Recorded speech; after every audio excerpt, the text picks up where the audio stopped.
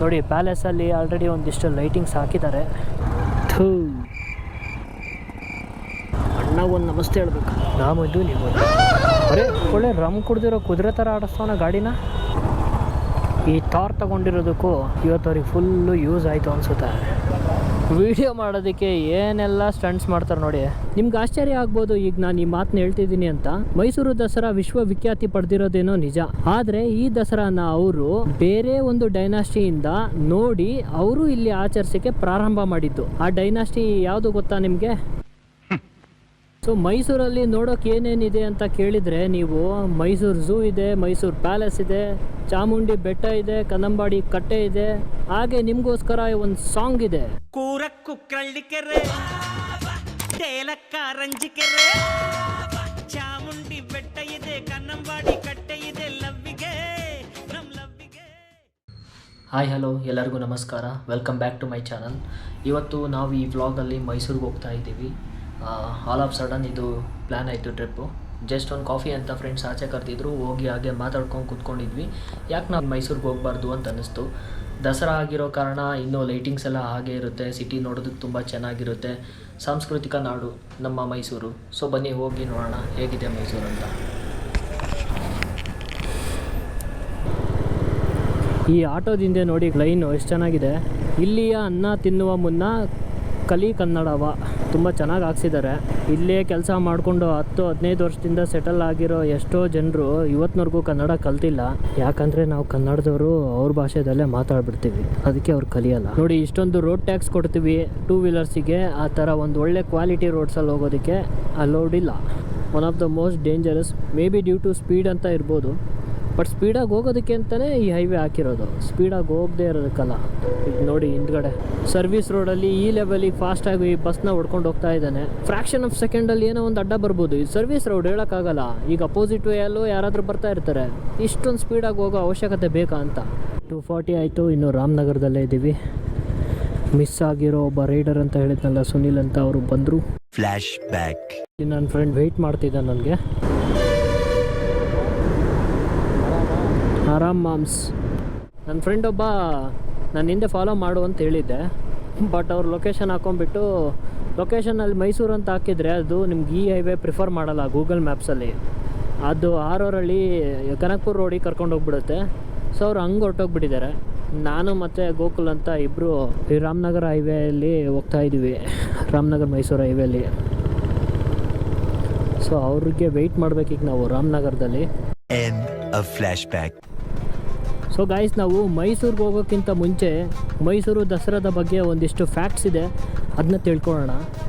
ಈ ಮೈಸೂರು ದಸರಾ ಮೊದಲು ಪ್ರಾರಂಭ ಆಗಿದ್ದು 1610, ಅಂದರೆ 1610ನಲ್ಲಿ ರಾಜ ಒಡೆಯರ್ ಅಂತ, ಒಡೆಯರ್ ಡೈನಾಸ್ಟಿಯ ಪ್ರಥಮ ರಾಜ ಒಡೆಯರ್ ಅವರು 1610ನಲ್ಲಿ ಈ ಮೈಸೂರು ದಸರಾನ ಪ್ರಾರಂಭ ಮಾಡ್ತಾರೆ.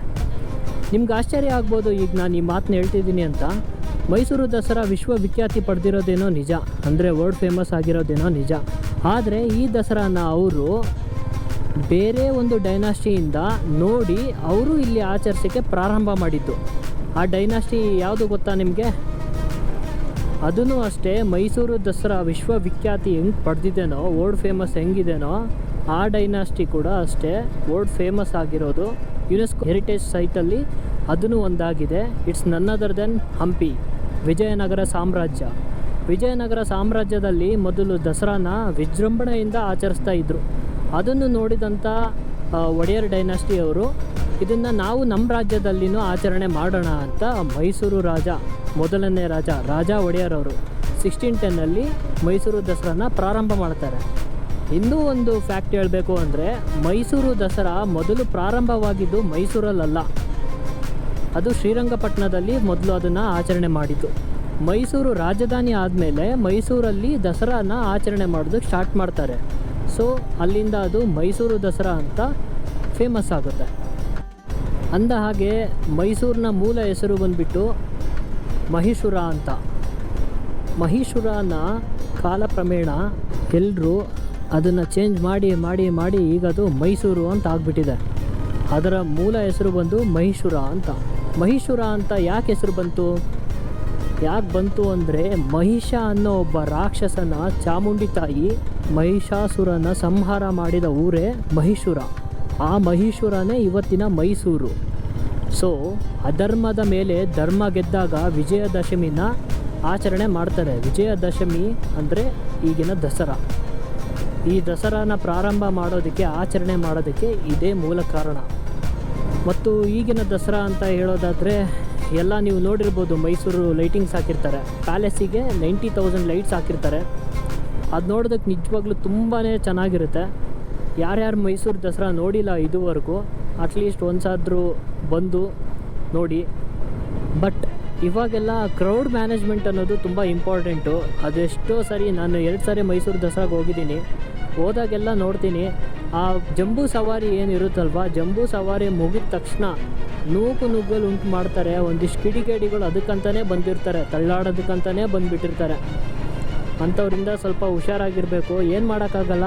ಅವರು ಒಂದಿಷ್ಟು ಕಿಡಿಗೇಡಿಗಳು ಮಾಡೋ ಕೃತ್ಯದಿಂದ ಅದೆಷ್ಟೋ ಜನರಿಗೆ ಅಪಾಯ ಆಗುತ್ತೆ. ಅಂದರೆ ಅದೆಷ್ಟೋ ಹೆಣ್ಮಕ್ಳು ಇರ್ತಾರೆ, ಚಿಕ್ಕ ಮಕ್ಕಳನ್ನೆಲ್ಲ ಕರ್ಕೊಂಬಂದಿರ್ತಾರೆ ಕೈಯಲ್ಲಿ ಇಟ್ಕೊಂಡು. ನನ್ನ ಕಣ್ಣು ಎದುರುಗಡೆನೇ ಪಾಪ ಎಷ್ಟು ಜನ ಅಳ್ತಾ ಇದ್ರು ಅಂದರೆ, ಅವ್ರು ಆಡ್ತಿದ್ದಾರೆ, ತಳ್ಳಾಡ್ತಿದ್ದಾರೆ.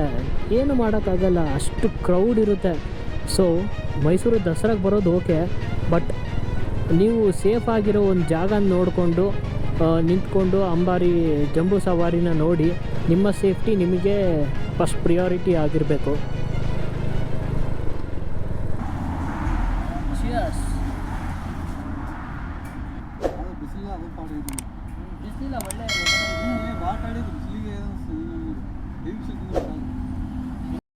ಸೊ ಈಗ ನಾವು ಮಂಡ್ಯ ರೀಚ್ ಆದ್ವಿ. ಮಂಡ್ಯಕ್ಕೆ ಬಂದ ತಕ್ಷಣ ನನಗೊಂದು ಸಾಂಗ್ ನೆನಪಾಗುತ್ತೆ. ಅದೆಷ್ಟು ಸರಿ ನಾನು ಮೈಸೂರಿಗೆ ಹೋಗಿದ್ದೀನಿ. ನನಗೆ ಫಸ್ಟು ಈ ಮಂಡ್ಯದ ಸ್ಲ್ಯಾಂಗ್ ಅಂದ್ರೇ ತುಂಬ ಇಷ್ಟ. ಅದು ಕೇಳೋದಕ್ಕೆ ಒಂಥರ ಮಜವಾಗಿರುತ್ತೆ. ಈ ಕಡೆ ಜನರಿಗೆ ನಮ್ಮ ಉತ್ತರ ಕರ್ನಾಟಕ ಭಾಷೆ ಅಂದರೆ ಸ್ವಲ್ಪ ಅವರು ಇಷ್ಟಪಡ್ತಾರೆ. ಅಂದರೆ ಕೇಳೋದಕ್ಕೆ ಒಂಥರ ಡಿಫ್ರೆಂಟಾಗಿರುತ್ತಲ್ವ. ಈ ಊರಿಗೆ ಬಂದರೆ ಯಾವುದೋ ಒಂದು ಸಾಂಗ್ ನೆನಪಾಗುತ್ತೆ ಅನ್ನಲ್ಲ. ಆ ಸಾಂಗ್ ಯಾವುದು ಅಂದರೆ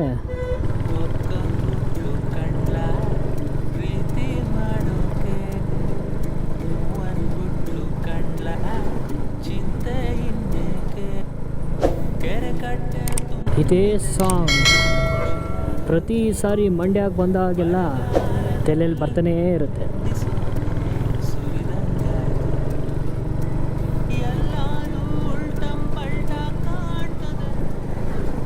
ಈಗ ನಾಡ ಹಬ್ಬ ಅಂದರೆ ಅದು ನಮ್ಮ ಮೈಸೂರು ದಸರಾ.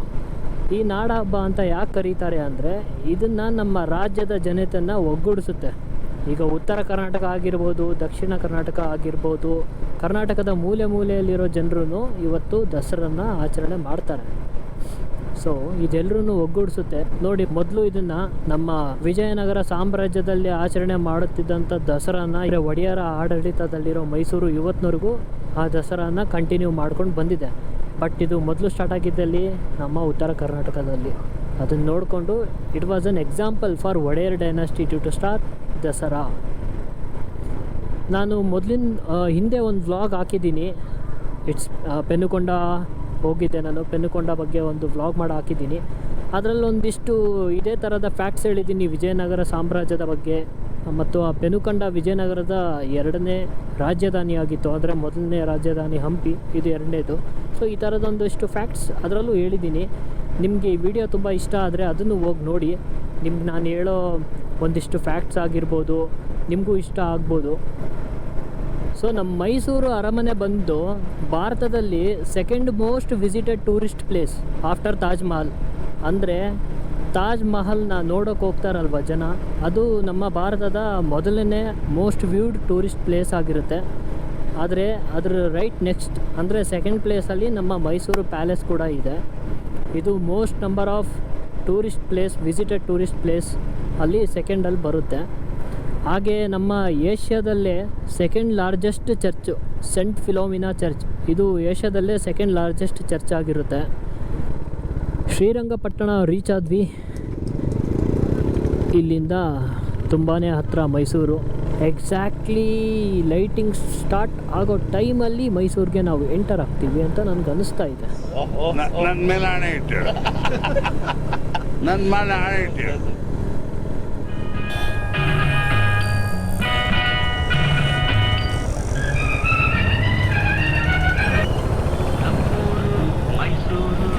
ಈ ಮೈಸೂರು ನೋಡಿದ್ರೆ ಒಂಥರ ಹಳೆಯ ಕಾಲದ ರಾಜಧಾನಿ ಥರನೇ ಇದೆ. ಇವತ್ತಿಗೂ ಒಂದಿಷ್ಟು ಬಿಲ್ಡಿಂಗ್ಸ್ ಆಗಿರ್ಬೋದು, ಒಂದಿಷ್ಟು ಸರ್ಕಲ್ ಆಗಿರ್ಬೋದು, ಇದನ್ನೆಲ್ಲ ನೋಡಿದರೆ ಹಳೆಯ ಕಾಲದ ಸಿಟಿ ಥರ ತುಂಬ ಸುಂದರವಾಗಿ ಕಾಣಿಸುತ್ತೆ. ವೆಲ್ ಪ್ಲ್ಯಾನ್ಡ್ ಸಿಟಿ ಇದು ಮೈಸೂರು. ನಮ್ಮ Mysuru cleanest city in India, ಅದು ಒಂದು ಕಾಲದಲ್ಲಿ ಪ್ರಥಮ ಸ್ಥಾನದಲ್ಲಿತ್ತು. ಅಂದರೆ ಕ್ಲೀನೆಸ್ಟ್ ಸಿಟಿ ಆಫ್ ಇಂಡಿಯಾ ಅಂದರೆ ಇಟ್ ವಾಸ್ ಮೈಸೂರು. ಆಮೇಲೆ ಅದು ಸೆಕೆಂಡ್ ಆಯಿತು. ಇವಾಗ ಲಿಸ್ಟಲ್ಲಿ ಅದು ಎಷ್ಟನೇ ನಂಬರ್ಗೆ ಹೋಗಿದೆ ಅಂತ ಹೇಳ್ತೀನಿ. ಸ್ಕ್ರೀನ್ ಮೇಲೆ ನೋಡ್ತಿರ್ಬೋದು. ಸೊ ಇದು ಯಾರಿಂದ ಆಗಿರೋ ತಪ್ಪು? ಜನರಿಂದ, ಅಂದರೆ ನಮ್ಮಿಂದ. ನಾವು ನಮ್ಮ ಸುತ್ತಮುತ್ತ ಇರೋ ಜಾಗಗಳನ್ನ ಕ್ಲೀನಾಗಿ ಇಟ್ಕೋಬೇಕು. ಮತ್ತು Mysuru cleanest city of India ಅಂತ ಮಾಡಬೇಕು ನಾವೆಲ್ಲರೂ ಸೇರಿಕೊಂಡು. ನೀವು ಆ ಪ್ಯಾಲೇಸಲ್ಲಿ ರೆಡ್ ಕಲರ್ ಲೈಟ್ ಇದೆ ನೋಡಿದರೆ, ನಿಮಗೆ ಅಲ್ಲಿ ರೆಡ್ ಕಲರ್ ಲೈಟ್ ಕಾಣಿಸುತ್ತೆ ನೋಡಿ. ಆ ರೆಡ್ ಕಲರ್ ಲೈಟು ಇಂಡಿಕೇಶನ್ ಏನು ಅಂದರೆ ರಾಜ ಅರಮನೆಯಲ್ಲಿ ಇಲ್ಲ ಅಂತ. ಸೊ ಇಲ್ಲಿ ನಿಲ್ಲಿಸಿದ್ರೆ ಪೊಲೀಸ್ ಹಿಡ್ಕೊಂಡು ಹೊಡಿತಾರೆ. ಫಾರ್ ಎಕ್ಸಾಂಪಲ್ ಅವ್ರ ಕೈಯಲ್ಲಿ ಲಾಠಿ ನೋಡಿ, ಇದೆಲ್ಲ ನಿಲ್ಸಂಗಿಲ್ಲ. ಎಲ್ಲಿ ನಿಲ್ಲಿಸಿದ್ರು ಒದೆ ಬೀಳುತ್ತೆ ನಮಗೆ, ಒದೆ.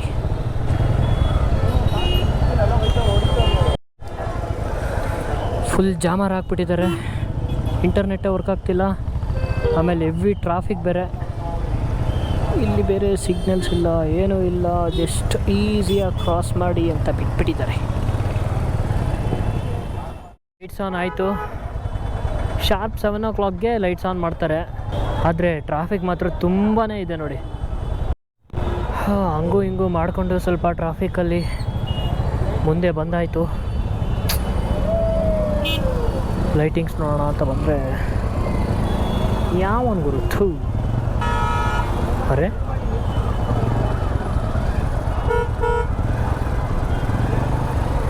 ಎಲ್ಲರೂ ನುಗ್ಸೋದಕ್ಕೆ ಟ್ರೈ ಮಾಡ್ತಾ ಇದ್ದಾರೆ.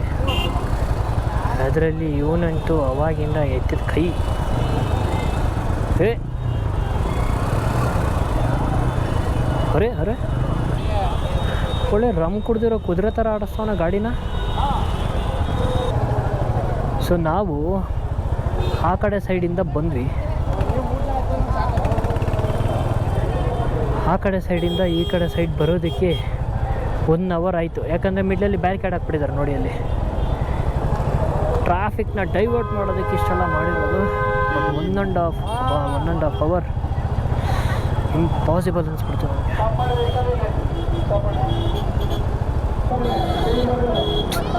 ಈ ಜನ ಕ್ರಾಸು ಮಾಡಲ್ಲ, ರೋಡ್ ಮಿಡಲ್ ನಿಂತ್ಕೊಂಡ್ಬಿಟ್ಟಿದ್ದಾರೆ. ವಾವ್, ಈ ಸ್ಟ್ರೀಟ್ ನೋಡಿ, ಈ ರೋಡ್ ಎಷ್ಟು ಚೆನ್ನಾಗಿ ಡೆಕೋರೇಟ್ ಮಾಡಿದ್ದಾರೆ ಲೈಟ್ಸಿಂದ.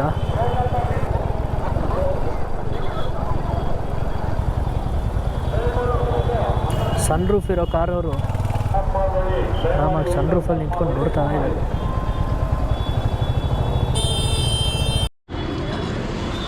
ಫೈನಲಿ ಬೈಕ್ನ ನಾವು ಒಂದು ಕಡೆ ಪಾರ್ಕ್ ಮಾಡಿಬಿಟ್ಟು ಈಗ ನಡ್ಕೊಂಡು ಪ್ಯಾಲೇಸ್ ಹತ್ರ ಹೋಗ್ತಾ ಇದ್ದೀವಿ. ನೋಡ್ಬೋದು ನೀವು ಮುಂದ್ಗಡೆ ಲೈಟಿಂಗ್ಸ್ ಎಲ್ಲ ಎಷ್ಟು ಚೆನ್ನಾಗಿ ಡೆಕೋರೇಟ್ ಮಾಡಿದ್ದಾರೆ ಸಿಟಿನ ಅಂತ. ಈ ಟ್ರಾಫಿಕಲ್ಲಿ ಗಾಡಿ ಓಡಿಸೋದಂತೂ ತುಂಬಾ ಕಷ್ಟ. ಯಾಕಂದರೆ ಒಂದು 200 ಮೀಟರ್ಸ್ಗೆ ನಾವು ಆಲ್ಮೋಸ್ಟ್ 1 hour ಟೈಮ್ ತೊಗೊಂತು. ಅಷ್ಟೊಂದು ಟ್ರಾಫಿಕ್ ಆಗಿಬಿಟ್ಟಿತ್ತು. ಏನು ಮಾಡೋಕ್ಕಾಗಲ್ಲ, ತುಂಬ ಜನ ಸೇರಿರ್ತಾರೆ. ಟ್ರಾಫಿಕ್ ಮ್ಯಾನೇಜ್ ಮಾಡೋದು ತುಂಬಾ ಕಷ್ಟ. ಈ ಟ್ರಾಫಿಕಲ್ಲಿ ಗಾಡಿ ಓಡಿಸೋದು ಇನ್ನೂ ಕಷ್ಟ. ಬನ್ನಿ ಪ್ಯಾಲೇಸ್ ಕಡೆ ಹೋಗ್ಬಿಟ್ಟು ನೋಡೋಣ.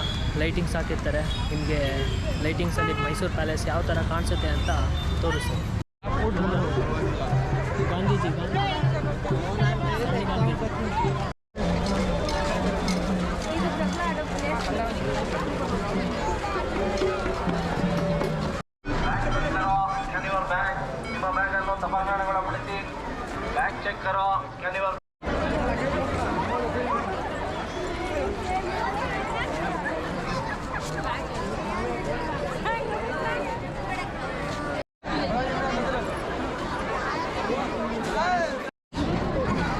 ಫೈನಲಿ ಬಂದು ನಾವು ಪ್ಯಾಲೇಸ್ ಮುಂದ್ಗಡೆ ಇದ್ದೀವಿ. ಹಿಂದೆ ನೋಡ್ತಾ ಇರ್ಬೋದು, ಪ್ಯಾಲೇಸ್ನ ಅರೌಂಡ್ 1 lakh ಲೈಟ್ಸಿಂದ ಡೆಕೋರೇಟ್ ಮಾಡಿದ್ದಾರೆ. ನೋಡಿ ಎಷ್ಟು ಚೆನ್ನಾಗಿ ಕಾಣ್ತಿದೆ.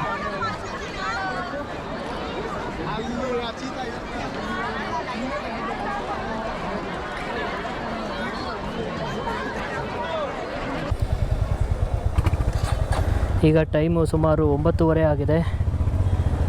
ಬ್ಯಾಂಗ್ಳೂರಿಗೆ ವಾಪಸ್ ಹೋಗೋಣ ಅಂತ ಡಿಸೈಡ್ ಮಾಡ್ಕೊಂಡು ಹೋಗ್ತಾ ಇದ್ದೀವಿ. We got no reasons to stay in Mysuru today. ಅದೇ ಕಾರಣದಿಂದ ನಾವು ವಾಪಸ್ ಹೋಗ್ತಾ ಇದ್ದೀವಿ.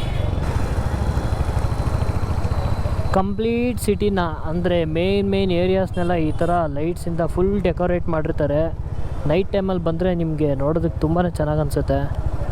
ಮೈಸೂರು ದಸರಾನ ಯಾರು ನೋಡಿಲ್ಲ ಅವ್ರು ಬರ್ರಿ, at least once in life time ಅನ್ನೋ ಥರ ಆದರೂ ಇರುತ್ತೆ.